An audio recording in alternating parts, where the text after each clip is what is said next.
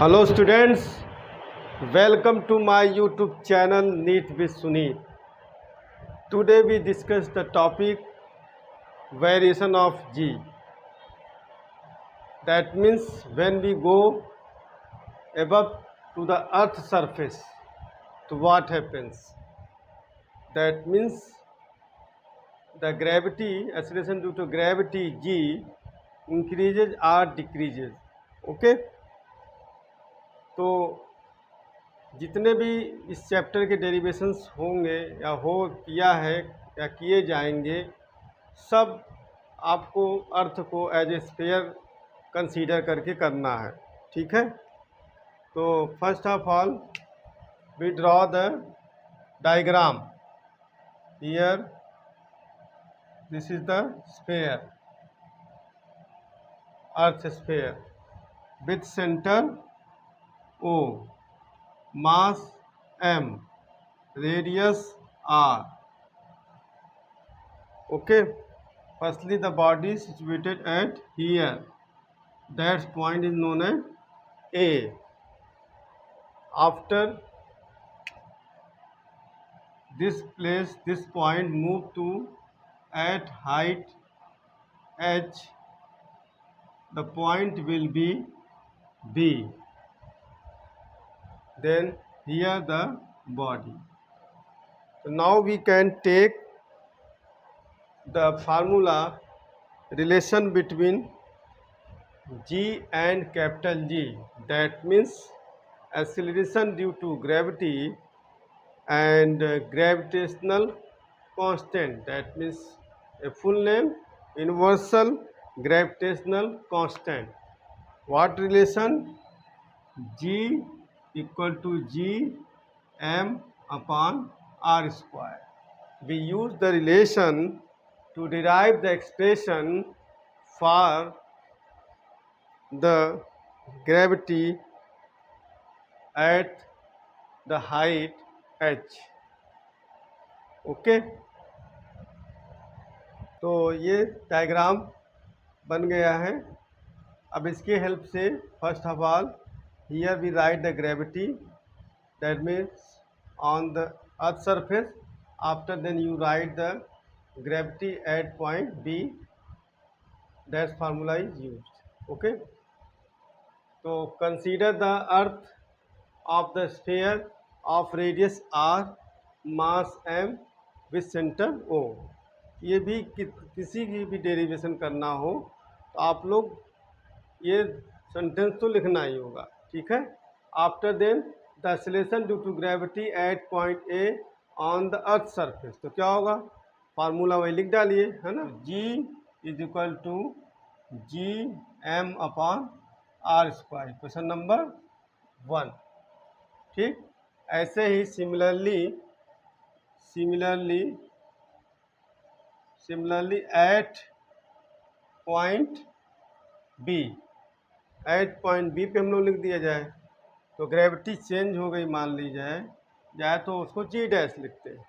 ठीक है, after then जी मास M ही रहेगा, बट डिस्टेंस क्या हो गया, चेंज हो गया, आर प्लस एच हो गया।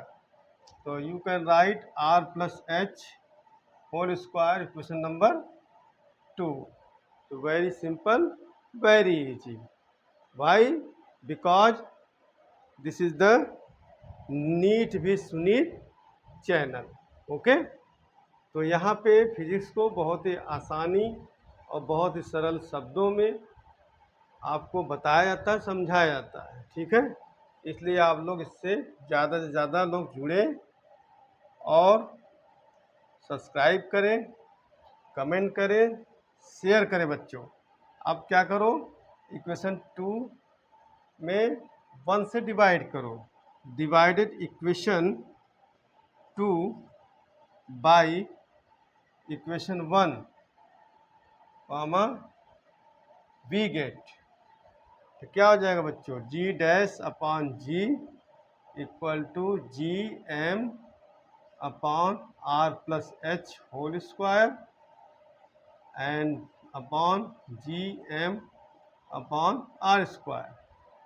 ओके, यहाँ देखो जी से जी कैंसिल m से m कैंसिल, रिवर्स होके आर स्क्वायर ऊपर जाएगा बच्चों, तो g dash upon g R square upon R plus H का होल स्क्वायर। अब देखो बच्चों यहाँ से आर कॉमन लोगे बाहर, आर स्क्वायर बन के बाहर आएगा, ठीक है। तो R square upon R square बाहर ले लिया, 1 प्लस, अब बाहर ले रहे हो तो यहाँ क्या करना पड़ेगा, आर से डिवाइड करना पड़ेगा, ठीक है। ये हो गया g dash upon g, R square cancel हो गया, तो जी डैश अपॉन जी, ये बेटा देखो 1 अपान है, तो 1 अपान जब आपका क्या है डिनोमिनेटर न्यूमरेटर में जाएगा तो उसके पावर साइन क्या होगा, चेंज हो जाएगा। तो यहाँ प्लस है तो क्या लिख दोगे, 1 plus H upon R minus 2, ठीक है। अब एक होता है मैथ में बायनॉमियल थ्योरम, है ना, एक्सपेंशन ऑफ बायनॉमियल थ्योरम।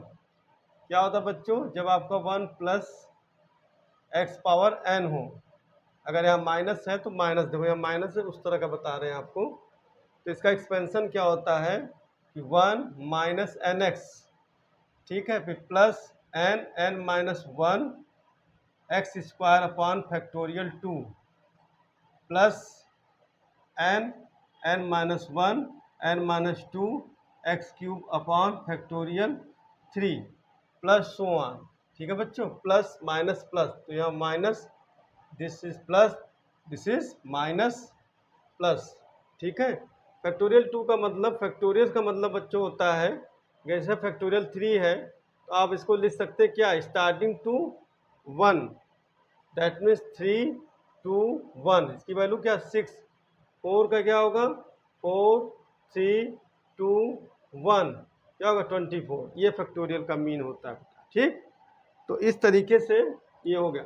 अब क्या करोगे, हायर टर्म्स को नेगलेक्ट कर दोगे, एक्स स्क्वायर एक्स क्यूब, ऐसे यहाँ पे भी हायर टर्म्स आएंगे, एच बाई आर, फिर H by R whole square, फिर एच बाई आर क्यूब, तो हायर टर्म को नेगलेक्ट कर देंगे, क्या बचेगा बच्चों 1 माइनस एन एक्स, एन मतलब क्या है यहाँ पावर है, तो आप सिंपल वे में यहाँ क्या लिख दो, g dash upon g 1 minus 2 h upon R, ठीक है। तो फिर g dash is equal to क्या हो गया बच्चों, 1 minus 2 h upon R into g, this is the final result, है ना। अब यहाँ पे देखो क्या है, जी में इस टर्म का मल्टीप्लाई हो रहा तब ये जाके इसके इक्वल हो रहा है, दैट मीन्स वैल्यू क्या होगी, डिक्रीज होगी।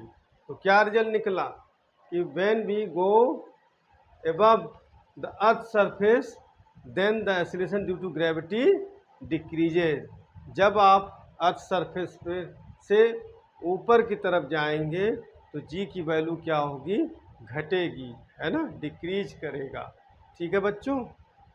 तो आपका इक्वेशंस 3 और 4, देखो बच्चों इसमें एक जो न्यूमेरिकल्स लगाने होंगे उसमें आप लोग इस बात को नोट कर लीजिए, ध्यान दीजिएगा कि जब आपकी वैल्यू क्या हो, स्मॉल हो, है ना, जैसे आपका अर्थ का रेडियस क्या होता है 6400 किलोमीटर, है ना, अब उससे हाइट क्या हो, कम दे, जैसे 300 400 200, तो इस तरह का अगर देता है किलोमीटर तो आप ये वाला फार्मूला लगाइए, फिर इक्वेशन नंबर 4, मतलब g dash equal to 1 minus 2 h upon R g लगाइएगा।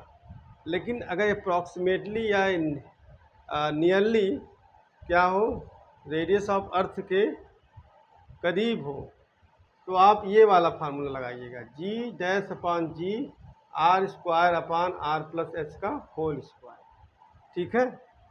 तो इस फार्मूले को लगाया करिए। नेक्स्ट जो है आपका percentage decrease in value of g, simple सी बात है, पहले आपका जी, फिर डिक्रीज हुआ जी डैश अपान जी, मतलब original minus change upon original into 100 equal to 2h by R 100%, ये कोई नया नहीं है ना, यही जो फार्मूला आपका है यही, इसी को सॉल्व कर देंगे तो यही मिल जाएगा आपको, है ना। देख लीजिए, जी डैश नीचे ले आएंगे अपान जी हो जाएगा, फिर हो जाएगा 1 माइनस 2 एच आर, आप ट्रांसफ़र कर लीजिए 2 एच आर अपान 1 माइनस जी डैश अपान जी, मल्टीप्लाई कर दो तो क्या हो जाएगा 2h अपान जी माइनस जी डैश अपान जी। तो वही आएगा नहीं, परसेंटेज बनाना क्या करो 100 से मल्टीप्लाई कर दो, ये 100% जी माइनस जी डैश अपान जी 100%। ऐसे मास में पूछेगा m से मल्टीप्लाई करना है ना, both side multiply by the mass, तो मास में जो डिक्रीज होगा वो भी निकल जाएगा। ठीक है, तो आई होप बड़े इजी, बड़े सरलता, बड़े अच्छे वे से आप इस डेरिवेशन को समझ लिए होंगे, है ना। तो बहुत सिंपल डेरिवेशन है, g after then R plus h के लिए लिखकर डिवाइड कर दीजिए, फिर बाइनोमियल थ्योरम लगा दीजिए, है ना। ये कौन सा थ्योरम है, बाइनोमियल थ्योरम, है ना, ये बाइनोमियल थ्योरम है। तो आपका ये फाइनल बता दिया है।